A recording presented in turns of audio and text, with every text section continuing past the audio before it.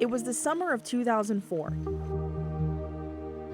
Deep in the Santa Rita Mountains, where only the sound of the wind could be heard for miles. This was Estevan Montano's favorite place to hunt. Any chance he got to go and walk the mountains and to look for something, he would do it. His daughter, Jessica Montano, says his passion for hunting brought him a joy only felt in between these trees. Never did he realize this is where he would feel anything for the last time.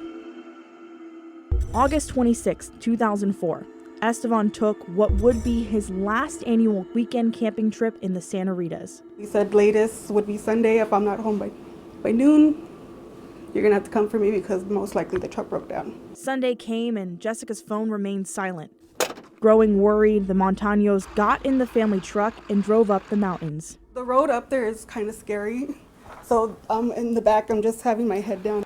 I hear my mom hitting the steering wheel, saying, my husband, that's not my husband. So by that time she stopped, so I stand up and my dad's laying there.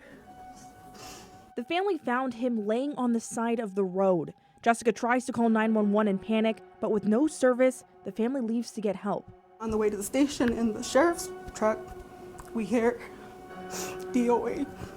So we knew that he couldn't be saved. There was nothing. Jessica says the family reported it as an animal attack, but with further investigation, the Pima County Sheriff's Department found something different. We heard my mom yelling and she was hitting the door and saying, no, it's not murder, it's not murder.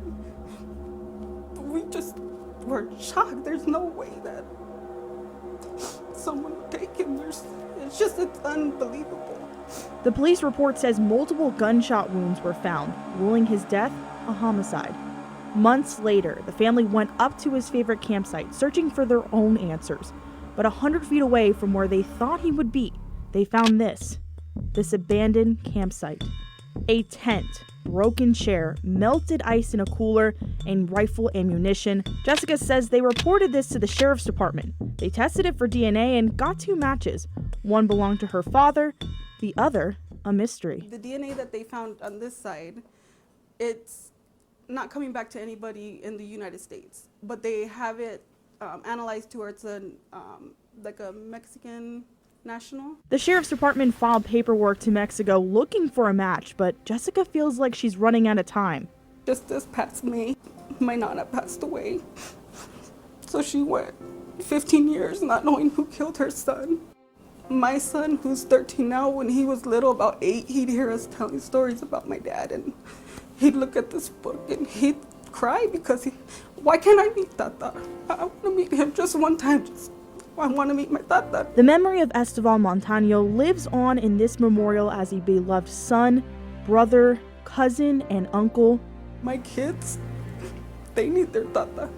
You know, he was a good, strong, loving man. He's everything that I want my kids to be. Like, I want them to not only hear stories, but I want them to actually be able to know what we're talking about. As the family sits around the table Estevan grew up with, looking at pictures and reminiscing old memories, the only thing they continue to hope for are answers. I wouldn't want this person to take anybody else. I wouldn't want them to take anyone at all. I mean, my family or anybody, it's just, it's a pain you don't need to go through.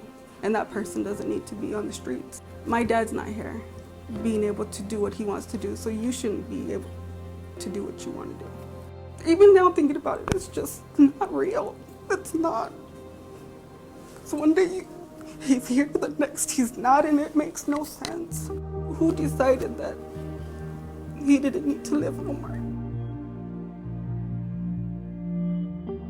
Jessica and her family have put up banners and flyers in the Santa Ritas, hoping someone will have answers. If you have any information about who is responsible for the death of Estevan Montano, you're urged to call 88-CRIME. There's an award of up to $2,000 to anyone with information leading to the arrest that would give the Montanos closure.